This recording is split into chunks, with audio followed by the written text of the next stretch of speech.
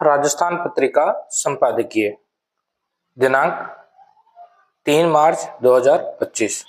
Dictation 70 से 80 WPM की रखी जाएगी। डिक्टेशन शुरू होगी 5 सेकंड बाद। Ready, start.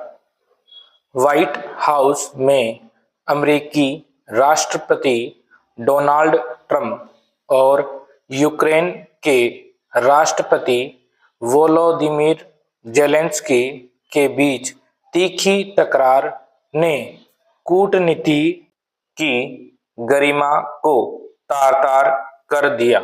यह आशंका तो पहले से जताई जा रही थी कि दोनों राष्ट्राध्यक्षों की मुलाकात में गर्मजोशी का अभाव रह सकता है, लेकिन किसी ने कल्पना नहीं की थी कि ट्रंप और उनके डिप्टी जेम्स डेविड वेंस इतनी खरी खोटी सुनाएंगे कि जेलेंस्की को बेआबरू होकर व्हाइट हाउस से निकलना पड़ेगा।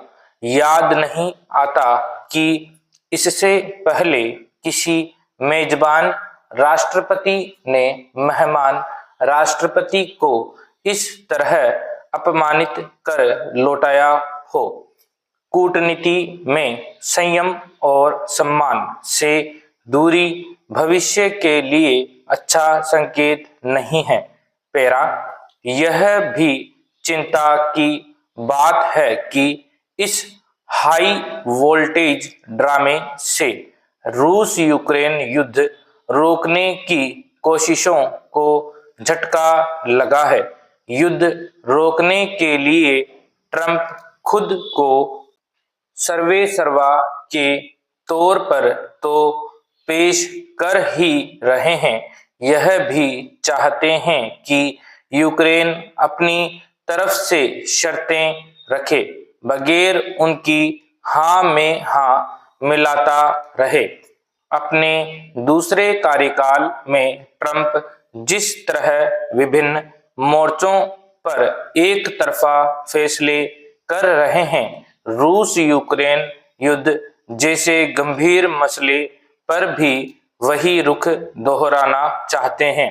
वह उन मुद्दों पर यूक्रेन के पक्ष को नजरअंदाज कर रहे हैं जिनको लेकर वह 3 साल से लड़ रहा है।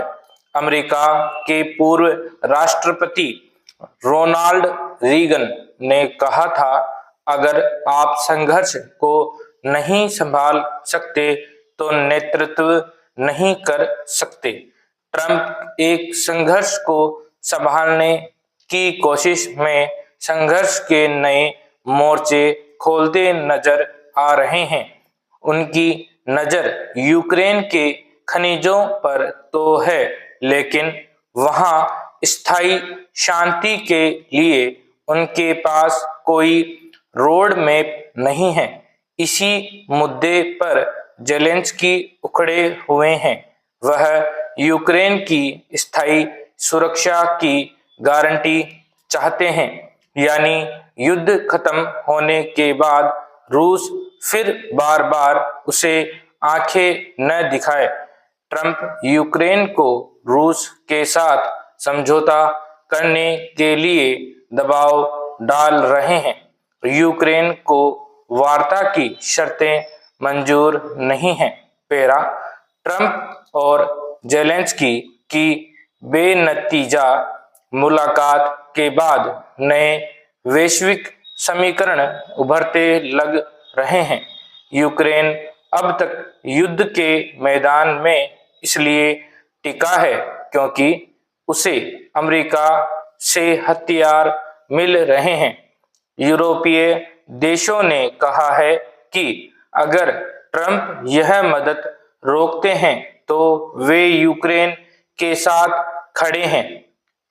वे रूस को आक्रांता और यूक्रेन को पीड़ित मानते हैं। हालांकि विशेषज्ञों का कहना है कि यूक्रेन सिर्फ यूरोपीय देशों के भरोसे नहीं रह सकता।